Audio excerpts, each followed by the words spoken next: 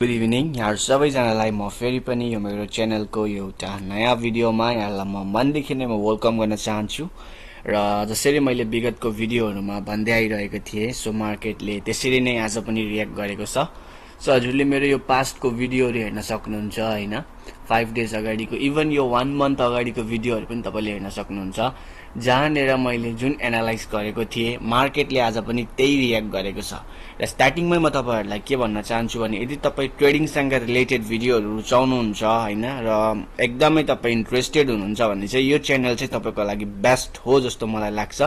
So च्यानललाई subscribe गरेर support गर्न नभुल्नु होला र हजुरले अन्य कुनै स्टकहरुमा पनि लाइक एनालाइज चाहनुहुन्छ भने चाहिँ तल कमेन्ट बक्समा कमेन्ट गर्न नभुल्नु होला। सो यही भिडियोहरुमा भनेको कुराहरु आज पनि म त्यही तपाईहरुलाई बताउने छु जुन अहिले सम्म भ्यालिड छन्। सो आउनुहोस् शर्टमा एनालाइज गर्ने छौं। सो यो विगतको भिडियोहरुमा मैले हजुरलाई भन्दै आइरहेको थिएँ कि मार्केट जुन अहिले तल गइरहेको छ है, जुन मार्केट तल गइरहेको छ यो सिधै यसरी चाहिँ जाँदैन हैन, यसरी चाहिँ यहाँसम्म पुग्दैन हैन।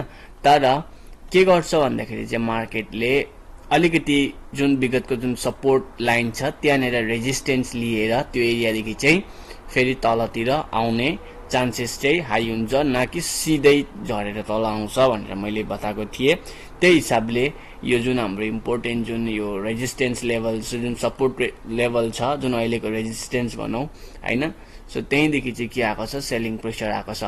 र यहाँनेर चाहिँ किन यही एरियामा चाहिँ आएन भनेर तपाईहरुलाई कारण हुन सक्ला हैन, म तपाईहरुलाई बताउँछु त्यो कारण पनि। किन भन्दाखेरि चाहिँ यो एरियामा पनि सेलिङ प्रेसर चाहिँ आएको थियो, नआएको हैन। हजुरले यो क्यान्डल स्टिकमा हेर्न सक्नुहुन्छ, एउटा रेड खाले क्यान्डल स्टिक बनाएको छ।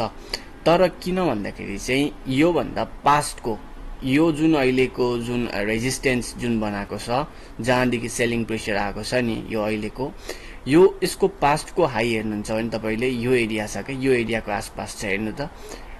यहाँ यसरी मार्केट के गरेको छ भन्दाखेरि मार्केट यसरी यहाँदेखि हत्तै बढेर यहाँनेर एउटा उ बनाएर तल आएको छ।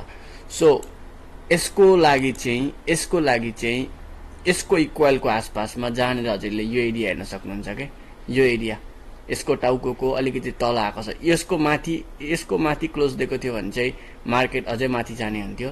तर लोवर लो कुनै पनि ट्रेन्ड यदि तल आउँदैछ भने, मार्केट तल घट्दै आउँदैछ भने चाहिँ के हुन्छ भने मार्केट यसरी आयो हैन, र यसरी यो विगतको जुन हाई छ नि या त यहाँदेखि झर्छ या त यो हाई भन्दा अलिकति सानो हाई बनाउँछ, यसरी मार्केट झर्छ। यदि यसको माथि गयो भने चाहिँ मार्केटले फेरि अर्को रेजिस्टेन्स, अर्को सपोर्ट लाइनलाई पकड्छ है।